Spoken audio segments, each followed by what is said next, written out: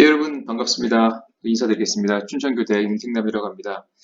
저는 오늘 그 게타 학술대회에 제가 그 올 상반기에 했던 그 연구 과제 중에 하나인 그 디지털 마인드맵을 활용한 초등 영어 학습자들의 영어 능력 그리고 정의적 영역에 대한 어떤 변화에 관한 연구 결과를 함께 나누고자 합니다. 자, 뭐 서론과 이론적 배경 그리고 연구 방법, 결과, 결론 이런 순으로 발표가 진행될 예정입니다. 자, 먼저 서론을 보시겠습니다. 2015년 이제 개정된 교육 과정에 대한 얘기입니다. 초등 쪽에 계신 분들은 잘 아시겠습니다만 목표가 되게 아주 간단합니다. 영어에 대한 어떤 자신감이라든가 흥미를 향상시키고 또 기본적으로 일상생활에서의 기초적인 의사소통 능력을 향상하는 것이 이제 주 목표로 되어 있습니다. 잘 아시겠습니다만 이제 초등에서 많은 그 액티비티 활동 중심들의 수업이 실제로 이제 그렇게 구성되어서 운영되고 있고요. 또 다양하게 이제 그 동료 간 협력 학습을 통해서 과업을 수행하는 그런 과업 중심 교수법 또는 전략 중심 지도법을 통해서 많이 지금 이제 교육 현장에서 그렇게 진행되고 있죠. 잘 아시는 것 같이 이제 21세기 학습자, 우리 디지털 네이티브라는 말 쓰기도 하고요. 제너레이션 Z라고 해서 G세대라고도 합니다. 이 친구들이 좀 특징이 있죠. 저희랑 다르죠. 그러니까 이미지라든가 시각적인 기호, 부호, 이런 것을 통해서 굉장히 새로운 정보와 지식을 받아들이고 그런 것을 통해서 정보 처리를 하죠. 또 이런 과정을 통해서 인지 발달이 되게 촉진되기도 한다라는 어떤 연구 결과가 굉장히 많이 보고되고 있고요. 그래서 요런 아이들, 요런 영러너들을 대상으로 한 어떤 영어 교육을 할 때 있어서 이런 취향, 성향들을 반영한 어떤 교수 학습의 설계라든가 적용들이 필수적이라고 할 수 있겠습니다. 또 잘 아시는 것 같이 지금 21세기입니다. 우리 학습자들에게 요구되는 여러 가지 그 사항 중에서 우리 4CS라는 것 있지 않습니까? Communication, Collaboration, Creativity, and Critical Thinking. 자, 이런 것들도 우리가 동시에 충족을 시켜주면서 또한 교육부가 정한 2015년 개정 교육 과정에서 원하는 그런 목표를 달성하기 위해서 어떠한 어떤 좀 의미 있는 그런 활동들이 있을까를 고민하다가 저는 이번에 그 마인드맵을 활용했는데 이제 요즘 아이들의 특성, 아까도 말씀드린 것처럼 그런 것에 아주 민첩하고 관심이 많은 친구들을 위해서 디지털 마인드맵을 한번 도구로 사용을 해보았습니다. 자, 왜 그러냐? 잘 아시는 것처럼 이 마인드맵 자체가 어떤 새로운 정보를 학습자로 하여금 내재화 시켜줄 수 있도록 도와주죠. 또 그것을 영어 수업에 학습했을 때, 활용했을 때 어떤 학습 효과라든가 몰입도를 높이고 또 아까 말씀드린 4CS 가운데 창의성, 신장이라든가 또 기본적으로 영어 능력 향상에도 도움을 줄 수 있을 것이다 라는 어떤 그런 생각이 있었고 실제로 또 저의 생각이기도 합니다만 또 많은 선행 연구를 통해서 이 연구 결과가 그렇게 이미 검증이 되었었습니다. 그래서 그런 시각적 이미지화를 통해서 어떤 영어 수업의 전략 중심 지도법이죠. 형태를 통해서 새로운 어휘라든가 구문 이런 것들을 이제 이미지라든가 기호로 만들어 가지고 우리 영러너들이 오랫동안 기억할 수 있고 다시 말해서 인지 기억을 돕고 기존에 갖고 있던 스키마랑 결합해서 보다 좀 더 장기적으로 또 효과적인 방법으로 영어를 좀 학습할 수 있지 않을까라는 생각이 들었습니다. 자, 그런 취지에서 이제 한번 이런 연구를 한번 설계를 하게 된 거죠. 자, 이론적 배경 간단하게 보겠습니다. 마인드맵에 이제 관한 것들 잘 아실 겁니다. 이게 한 70년입니다. 1970년쯤에 영국에 있는 그 토니 부잔이라는 분이죠. 지금 살아계신데 이분이 영국의 그 교육학자입니다. 이분이 이제 이걸 만들었습니다. 잘 아시겠지만 주제가 이제 핵심 주제가 가운데에 배치가 되어지고요. 그 다음에 이제 방사형 형태로 부가적인 정보들이 덧붙이는 그런 어떤 그런 시각적 형태를 말하죠. 그래서 이 핵심 주제에서 중간 주제로 꼬리를 물고 또 꼬리를 물고 그렇게 해서 이제 연결되는 그런 활동이고 아까 말씀드린 것처럼 어떤 영어 학습에 있어서 이것을 활용하게 됐을 때 학습 몰입도라든가 창의력 또 기초적인 어떤 어휘력 증진에 굉장히 많은 도움이 된다라는 어떤 선행 연구들이 굉장히 많이 보고되고 있습니다. 빠르게 넘어가겠습니다. 그래서 제가 연구 문제 간단하게 만들었습니다. 이런 활동을 했을 때 우리 영 러너들에 있어서 이 영어 능력 성취도 그러니까 이것을 활용하기 전과 후에 어떤 비교를 해보는 것이죠. 두 번째는 인지 능력뿐만 아니라 정의적 능력에 있어서 영어 학습에 대한 어떤 뭐 자신감이랄까요? 흥미도, 자, 이런 부분에서 어떠한 변화가 생길지를 한번 살펴보고자 했습니다. 자, 뭐 정의와 효과, 제가 이제 말씀드린 것들이 계속해서 중첩적으로 나옵니다. 그 아래 표를 하나 보시면 그게 이제 토니 부잔이 이제 95년에 만든 그 뭐 MMOST라 그래서 마인드맵 오게닉 스터디 테크닉, 그러니까 이것을 어떻게 활용해야 되는지를 이제 단계별로 묘사를 하고 있습니다. 뭐 간단하게 살펴보면 제작할 때 처음에 이제 핵심 요점을 이제 파악하는 거죠. 오버뷰를 하는 것이죠. 중심의 이미지를 그리고 나서 브레인스토밍 과정을 거쳐서 브랜칭, 주가지하고 부가지, 이렇게 세부 가지로 이제 뻗어가면서 프리뷰를 하게 되는 것이죠. 그 다음에 마지막에 이 세부 가지를 첨가해서 수정 보완 단계를 거쳐서 인뷰 단계, 이렇게 해서 이제 마지막 완성을 하게 되는 것이죠. 저는 사실 이게 이제 혼자도 할 수 있습니다만 이것이 협동, 같이 이렇게 다른 학생들과 협력을 했을 때의 어떤 시너지 효과가 훨씬 더 클 것이다 라는 생각을 가지고서 이번 이따 말씀드리겠지만 연구 설계할 때 모둠별로 4인 1조로 이렇게 해서 모둠을 만들어서 한번 할 수 있도록 그렇게 설계를 해보았습니다. 자, 뭐 전략 중심 지도법에 대한 얘기가 나오는데요. 사실 이제 그 마인드맵을 활용한 교육 효과 분석에 있어서 초기에는 거의 이제 기억 강화에만 이제 초점이 있었습니다. 이것을 했을 때 오랫동안 기억한다, 기억력 강화에만 이제 초점을 두었죠. 근데 이제 점점 연구를 하다 보니까 학습자들의 어떤 사고력 증진이라든가 뭐 창의력이라든가, 그렇죠? 이런 것들이 효과가 있다는 것이 밝혀지면서 이 마인드맵 활용 전략 중심 기법이 이제 관심을 더 받기 시작했습니다. 그때가 아마 90년대 중후반 넘어서부터인 것 같습니다. 그래서 잘 아시는 뭐 전략 중심 지도법, strategy based instruction, 이제 이걸 제시를 하는 거죠. 그래서 학습자들이 언어를 학습할 때 사용하는 전략들이 이제 직접적 또는 이제 간접적으로 학습 결과에 영향을 미친다라는 것이죠. 그렇죠?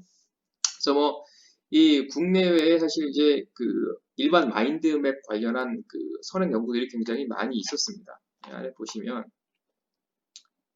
국내 연구부터 먼저 말씀을 드리면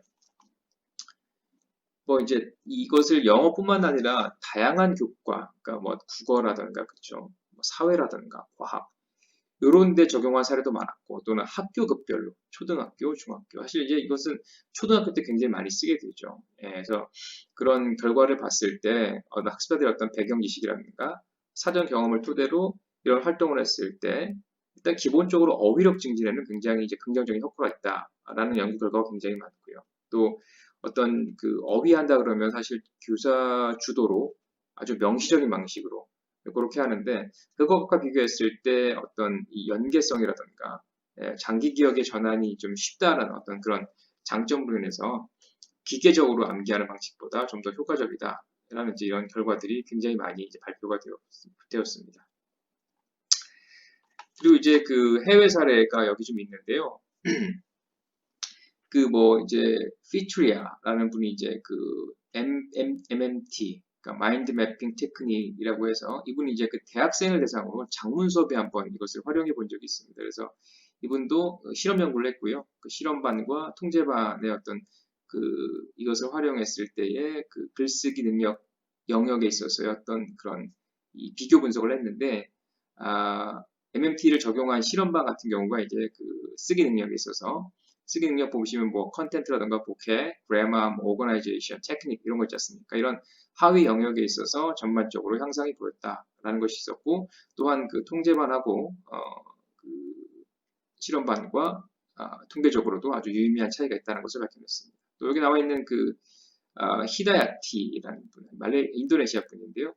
이분도 이제 창의력하고 비판적 사고 능력을 좀 봤는데, 이런 것을 했을 때 뭐 새로운 정보라든가 지식 습득에도 긍정적인 영향이 있었지만 창의력과 비판적 사고 능력 증진에도 있었다라는 것들을 이제 밝혀낸 적이 있습니다. 그래서 이러한 것들을 좀 살펴봤고, 또 여기 이제 중국 분들이 한 게 있어요. 뭐 여기 좀 빠져 있습니다만 그분들이 이제 디지털 마인드맵을 활용했습니다. 그래서 이제 이것을 갖고서 정의적 영역이라든가 또는 영어 독해력에 미치는 영향을 좀 살펴본 그런 실험 연구가 있었고요.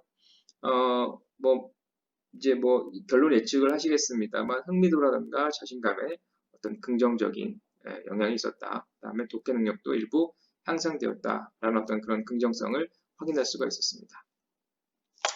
자, 저도 이런 것을 기인해서 초등학교 5학년입니다. 제가 근무하는 강원도 지역의 그 일반 공립학교 5학년 2개 반에서 45명인데요. 45명을 대상으로 실험반과 통제반을 이렇게 만들었습니다. 여기 프로그램 보시면 전체 이제 남 22, 여학생 23명에서 45명이 참여를 했고요. 그 다음에 영어 교사는 저희 학교 출신의 현직 교사인 영어 전담 3년의 교사가 수업을 실시하였습니다. 여기 보시는 게 수업 절차를 나타내는 그 피겨인데요. 차시별로 나와 있고 실험반과 통제반의 비교인데 가장 큰 차이가 바로 이제 이 실험반 같은 경우는 여기 이런 식으로 여기 약간 이탈릭으로 된 부분 있지 않습니까? 이렇게 해서 뭐 구문별로 뭐 정리도 해보고 말도 해보고 그러니까 이런 활동을 통해서 뭐 읽고 쓰고 듣고 말하기 이런 활동들이 함께 들어가 있는 활동을 했던 것이 실험반이었고요.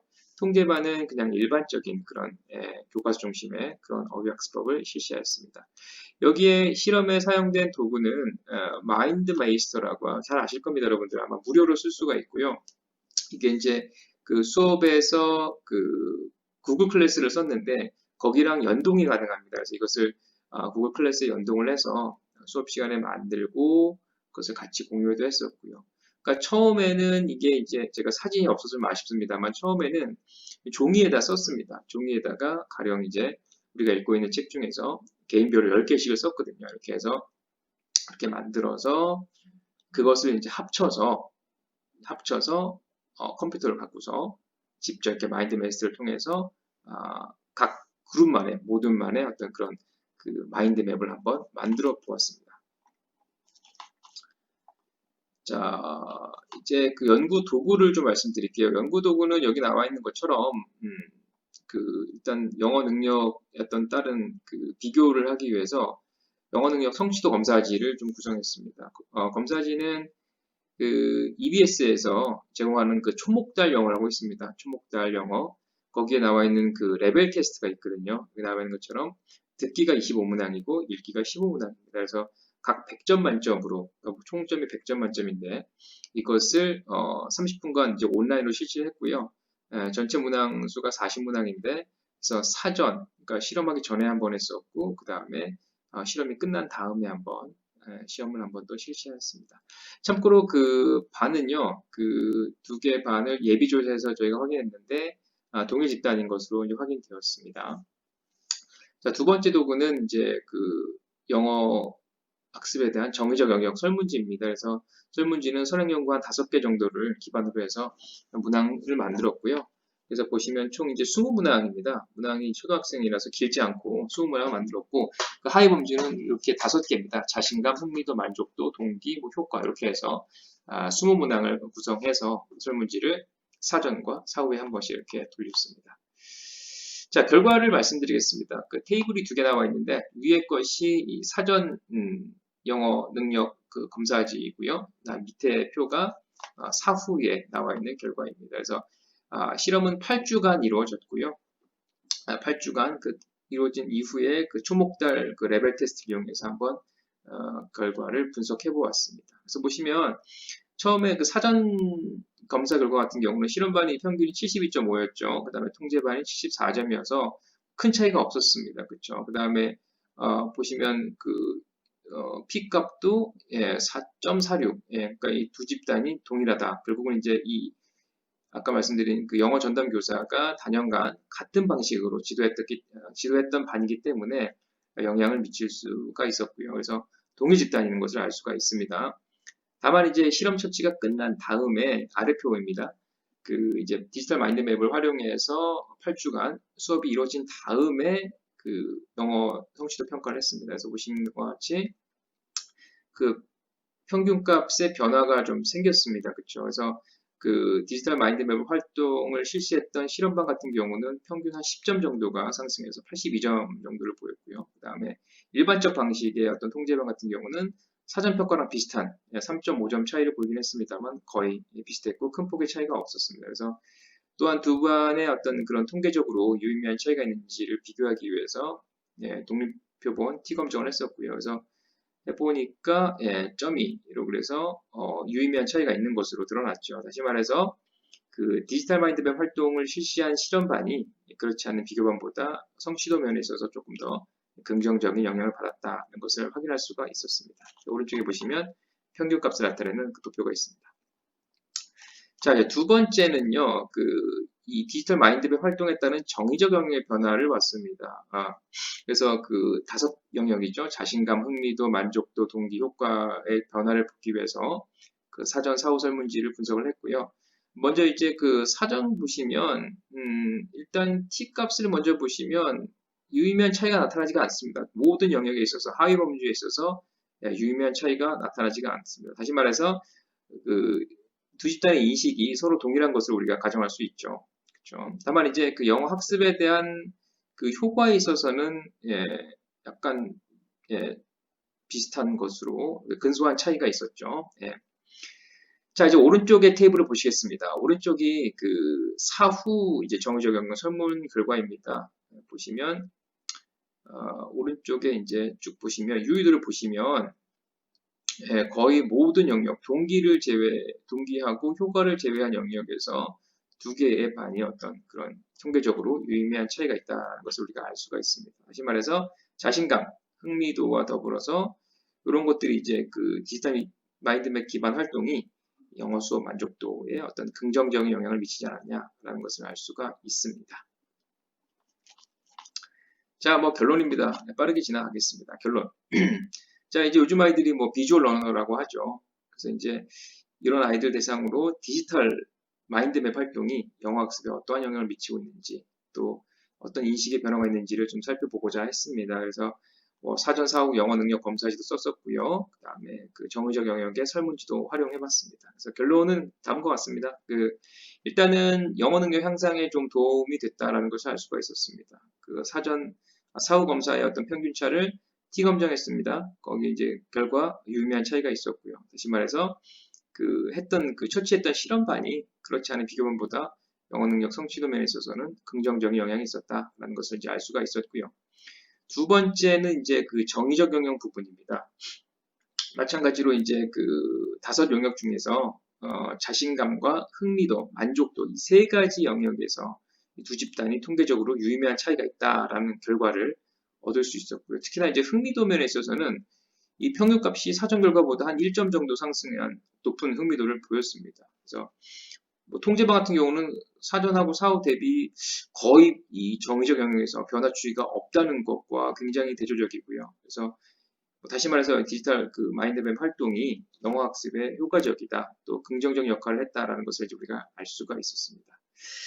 다만 그 동기하고 효과 면에서는 뭐 실험반이 조금 소폭의 그 평균적 어떤 그런 평균값이 상승했습니다만 집단 간의 차이는 나타나지 않았습니다. 자, 이런 것을 종합해 볼 때 이런 디지털 마인드맵 기반 학습이 우리 초등 영어 학습자의 어떤 영어 인지 능력 향상에도 상당 부분 도움을 줬다라는 것을 알 수가 있고요. 또 뭐 학습에 대한 자신감이라든가 흥미를 불러일으켜서 좀 수업에 좀 몰입할 수 있지 않았을까, 그런 기회가 되지 않았을까라는 어떤 그런 점에서 의의가 있다라고 볼 수가 있습니다. 또 그 서로 협동하고 또 그 창의적 사고력 개발이라든가 활발한 상호작용을 통해서 어떤 기존의 어떤 전통적 어휘 학습 방법보다는 조금 더 효과적이지 않을까, 그런 점들을 시사할 수가 있습니다. 다만 제한점이 많습니다. 일단은 연구 기간이 8주라는 굉장히 짧은 기간이었고, 또 그 실험에 참여한 표집 자체가 표본이 너무 적습니다. 그래서 이런 것들을 감안해 봤을 때 이 결과를 뭐 우리가 일반화하기는 어렵습니다. 그래서 이건 일종의 약간 사례 연구, 케이스 스터디고요. 그래서 또 학습 동기라든가 효과 면에서도 집단 간의 차이가 보이지 않았거든요. 그래서 이런 것들 원인을 밝혀줄 어떤 그런 좀 심층적인 그런 질적 연구라든가 후속 연구가 조금 필요하지 않을까라는 생각이 듭니다.